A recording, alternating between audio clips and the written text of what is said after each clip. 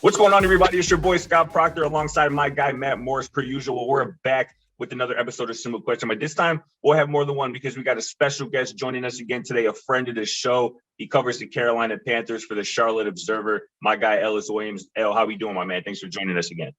Doing wonderful, man. This is becoming like a monthly tradition. I feel like I'm almost a regular, y'all. I love doing this. It really is. Every time you hear you dropping gems, bro. So we always enjoy having you on.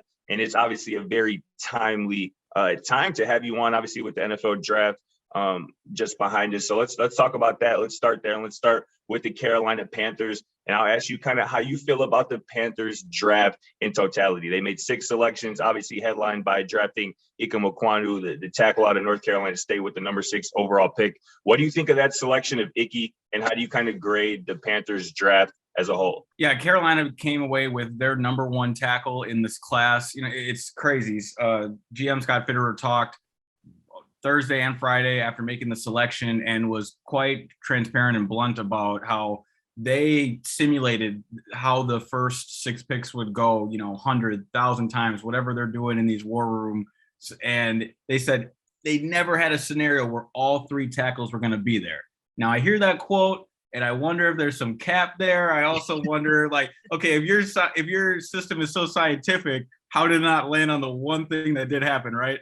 So, right. Out of respect, I don't follow up with stuff like that, and I leave it for leave those gems for y'all here on this show. But with that being said, it's the truth. I mean, I was shocked that all 3 tackles were there: Evan Neal, Ikem Ekwonu, yep. Charles Cross. Through conversations and then just playing it out in my own mind, I always thought they'd land with Charles Cross. I just thought Ikem would be gone, and I thought there was more length and things you could develop about Charles Cross than probably the safest floor in Evan Neal. Yeah. It's a long way of saying that neither the Panthers nor myself really saw Icky being there at 6. And when he was, it was a no-brainer. This guy is a mauler, best run blocker in the draft. And rarely do you have a prospect at left tackle who can be your unit's best run blocker along with as your best pass blocker. Trent Williams is really the only one in the league who's like that. He's pretty good. Right. And Icky said after the draft in his first interview that he models his game after Trent Williams. So if he becomes 70% of the player Trent Williams has been throughout his career, damn, Carolina has hit a home run. And then for the rest of the draft, look, you get the quarterback. We can probably unpack that a little more if you'd like. And then they add some spots on the margins like they've done throughout free agency. They got a linebacker, both a developmental guy, a guy who will play right away on special teams, and someone who you can probably play next to Shaq Thompson pretty quick. They add a corner. They add an edge rusher. These are spots that you knew they had to target. Really, I would say Carolina went out and addressed every key area in need while getting some incredible value with Icky at 6 and then landing one of the quarterbacks that just fell from grace. No doubt about it. I agree. I think obviously getting Icky was a slam dunk. We talked about it. We texted a little bit last week before the draft. I told you that I thought Icky and Neal might fall to them at 6, and obviously it happened that way. And obviously that's a little bit of luck going into that on the Carolina side, but I agree. I think getting Icky with that 6th overall pick, especially not having, a second round pick, I think they got the most of that and obviously filled the need as well. Yeah, well, Ellis, I mean, considering how much we've talked about the quarterback position in Carolina the last few times we've had you on, we definitely do need to unpack it. As far as going with Corral and just the quarterbacks falling, besides Pickett, everybody else falling so late into the 3rd, was their decision to go after him kind of seeing Malik Willis go and then feeling like they have to go get their guy now and that's why they traded back in? Or was Corral kind of the guy that they always sort of wanted because he would be available later on? I got another fun nugget for you. I'm learning throughout this draft process that when a team gets a guy it loves, they go, oh, he was number 1 on our board. We got our guy. And when the guy wasn't necessarily ranked all that high, but they still grab him, they go, we're not going to share our draft board. Obviously, that's sensitive information. Right? So it's like you get to pick your adventure there on in terms of value and then read between the lines, right? To answer your question though, Matt, this became a balancing act for GM Scott Fitterer. In one hand was the Baker Mayfield conversation with the Cleveland Browns. it became a real possibility that Baker was headed to Charlotte, and I was going to be covering this man for like the third time in 4 years pretty soon. But those conversations stalled simultaneously for two reasons. The first, they just couldn't agree on how much of Baker's 18.9 fully guaranteed fifth-year option they should pay, 18.9 million, excuse me. Carolina thinks, you should pay half, if not 3/4 of it. Cleveland doesn't want to pay much, if any of it, right? And then as that's happening, these quarterbacks are dropping, right? So you really had a perfect storm for Carolina to, as I've been saying, all draft season, since they lost out on Deshaun Watson, they've been practicing a slow approach to this quarterback solution. They weren't going to rush anything. And that strategy stood true during the draft process. Literally, as picks are going, they had an opportunity to trade for a late second and were close to doing it, but then decided no, because they really wanted to hold on to 2023's first and second round picks. And to move into the second round was probably going to cost you a next year first, considering you were moving up for that quarterback. Because like the team still leveraged that. Like just because the quarterbacks fell didn't mean they had less value in terms of compensation for next year. It was really an odd draft. And, that stuff's going to be written about and reported on as we move through the summer. But what I'm trying to say is that the perfect storm of these quarterbacks falling, the Browns not agreeing to pay a decent chunk of Baker's salary, then landed in with a quarterback that they probably had ranked third. I'm still doing some reporting on that, but if I could see where you have, Kenny Pickett, Malik Willis at 1 or 2, and then there's a Corral, Desmond Ridder, Sam Howell pocket there. And at the end of the day, you come away with a guy that some people viewed as QB1 and a young man who is going to fit Ben McAdoo's system once he picks up the verbiage of the NFL. He's got the quickest release in the class. He can just spray the ball, and that's the point of this offense Ben McAdoo wants to install, get the ball in the hands of DJ Moore, Christian McCaffrey, and so on. Is this going to be Matt Corral's team for the next 5 or 10 years? Who knows? At this point, you're taking a flyer. Carolina could very well be in the mix for a quarterback next year. In fact, I would expect them to be. And I also wouldn't close the door on them trading for Baker or Jimmy Garoppolo. Still, that would take some gymnastics. It would probably take a team taking Sam Darnold away from them, which doesn't sound like it makes a lot of sense, but never say never. So I think this quarterback room is still evolving, but Matt Corral will have a chance to prove he's the guy, sort of in a Jalen Hurts-like role at some point this season. That's very interesting. And I definitely wanted to ask you about the Baker Mayfield side of things. You did a great job in your most recent story, kind of chronicling how close that all came together. And you just have to think, and correct me if I'm wrong, but the Browns can't have much leverage in trade discussions with Baker Mayfield, knowing that they have Deshaun Watson, their franchise quarterback, in tow. And it looks like to me at this point that Baker, if he doesn't end up getting traded, that he could just be released, at a certain point eventually. But let's talk about. I want to say a little bit more with Matt Corral, just in terms of how likely you think, or how soon you think we'll be able to see him. Obviously, I believe during the draft process, the Panthers, or before it, kind of named Sam Darnold their starter. But obviously, when you draft a quarterback, when you trade up, even if it's in the third round, you have to be on point about how soon he's going to be on the field. So what do you think about his chances of being on the field, and how soon we'd be able to see Matt Corral, if at all, in the Panthers uniform? So I woke up this morning to a old video of Kawhi Leonard answering questions from a reporter back when he played for Toronto and they went down 0-2 in some series. And the reporter goes, "Kawhi, where are you guys headed next?" And Kawhi looks at him and goes, "Back to Toronto for game 3. So I'm going to answer you very matter-of-factly. The first time we'll see Matt Corral in a Panthers uniform will be May 13th when rookie minicamp starts. Fair. Oh man, I just love being that dry sometimes, right?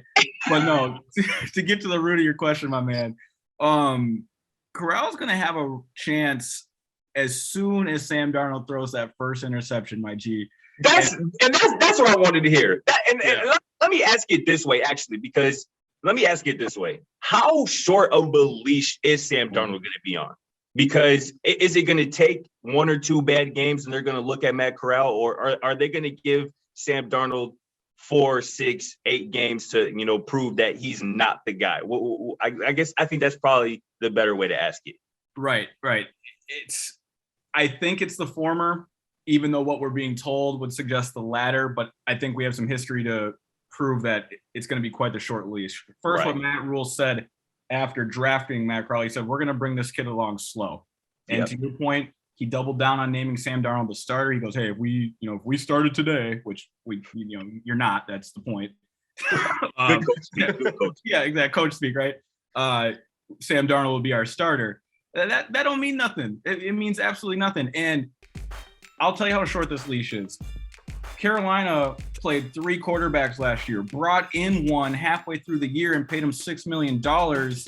I love the Cam Newton story. It'll be a highlight of mine when I look back at my career, and just the fact that I happened to be here when it happened. It was magical. But he didn't win a football game. And the Panthers were second in the league in giveaways, tied for 29th. Between Sam and Cam, it was atrocious. PJ Walker even started a game and threw a pick and had a fumble. So history suggests both these quarterbacks are going to play at some point next year, Sam Darnold and Matt Corral, and I guess maybe PJ, who knows. What I'm trying to say is that when the boos start coming down on Sam Darnold at Bank of America Stadium, you guys got to understand, and you have no reason to understand this because I haven't shared it yet, but Panthers fans haven't seen a home victory since September 19th, y'all. Since September. They've lost 21 of their last 27 home games.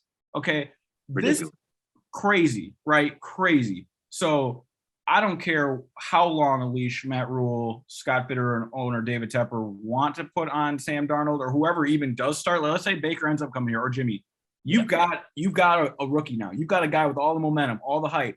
And as soon as that untimely turnover happens, as soon as the moment looks like it's too much, as soon as that fourth quarter failed comeback doesn't pan out, man, they're going to be screaming for the rookie. And don't let the kid make some preseason plays now, especially with his feet. Yep. Fans go crazy for that stuff. So I think it's going to be a short leash. And Ellis, going off of that, and this is going to be my last question for you. Darnold obviously has a short leash. We've talked about, Matt Rhule being on kind of the hot seat. Yeah. How do you expect the season to go with them still kind of in this middle ground of they don't know if they have their franchise quarterback. They don't know if they can even compete for the division, really. Where does Matt Rhule sit, and how long of a leash does he have? Yeah, we talked to David Tepper before the draft, impromptu press conference. He hadn't talked for 16 months. And he was asked that exact question, and he maneuvered around it by saying, we want to see improvement, right? To me, all right, let's be matter of fact about it. Matt Rhule's had back-to-back 5-win seasons. He lost one more game than he did his first year because they played 17 games. So 5 wins back-to-back. Technically, improvement would be flirting with 500 and having a chance to make the playoffs. Matt Rhule has 2 saving graces right now. The Panthers have improved their roster quite a bit. They have shored up the offensive line. They're going to be better in one of the most important units in football. The NFC is also a lot weaker. Yep. We've seen a lot of talent migrate to the AFC. Tampa Bay still is going to win this division, but there's going to be a spot in there where they can be a wild card team, and that narrative can carry them through the season. And if they mess around and make the playoffs, man, they might throw a parade for the Panthers here, because it's been a long time and they are dire for it. And if that stuff happens, Matt Rhule's probably coming back. So he's got a long ways to go, but he's for his situation, the Panthers are very lucky to play in the NFC this year. No doubt about it. Ellis, we got one more question for you. We got about 4 minutes left. How about, there were 3 quarterbacks obviously taken in that third round, obviously Corral being one of them, Desmond Ridder being the other one, also going to be in the NFC South, and obviously the Titans moving up to get Malik Willis. Of those 3 quarterbacks taken in that third round, who do you think is in the best position to succeed here at the next level? Whether it just be, their talent you're looking at, or their talent mixed with their kind of situation, the fit around them with the franchise. Yeah, such a strange draft. And I know we could talk about this for another 20, 30 minutes. Yeah. I would have said Malik Willis, but that A.J. Brown trade is crazy, y'all. I mean, that shows how nuts this weekend was. Seriously. Right? Seriously. I mean, even that Tennessee receiving room, obviously, before they added Treylon Burks, but even with the addition of Treylon Burks, that receiving room leaves a lot to be desired, to say the least. Exactly. So what's he going to go out there and do? Just run and hand it off to Derrick Henry? Right. So I have concerns there, which then leads me to Desmond Ridder. And I've been high on Desmond Ridder throughout this process. Ever since I had a scout tell me at the combine that, look, Desmond Ridder is the perfect blend of Kenny Pickett and Malik Willis. Mm-hmm. He's the athlete. He tested out very similar to Marcus Mariota, and he's got that pro-style game that's ready to go right now. And he lands in Atlanta with Arthur Smith, who did a great job rehabilitating Ryan Tannehill's career. So I think it's Desmond Ridder, even though, you still love the traits of Malik Willis. I'm not in love with the situation because of all the moving pieces offensively in the pass catching room for Tennessee. But it's going to be an exciting class either way, man. No doubt about it. And I completely agree. I said a couple weeks ago on one of our shows that I think Desmond Ridder is probably the smartest quarterback in this quarterback class, just in terms of pre-snap stuff, knowing where to go with the football. And that's of utmost important at the NFL level at the quarterback position. So I completely agree. And then obviously having Kyle Pitts, Drake London to throw to, that helps too. What's up? And we know Scotty Bands knows his quarterback play, y'all. I can vouch for that. A little something. I try here and there. We love to hear it, man. Hey, this has been awesome. Per usual, Ellis, thanks so much again for joining us. Go follow Ellis' great work on Twitter and at the Charlotte Observer. But for Scott Proctor, my guy, Matt Morris, our guy, Ellis Williams, catch you on the next episode of Simple Questions.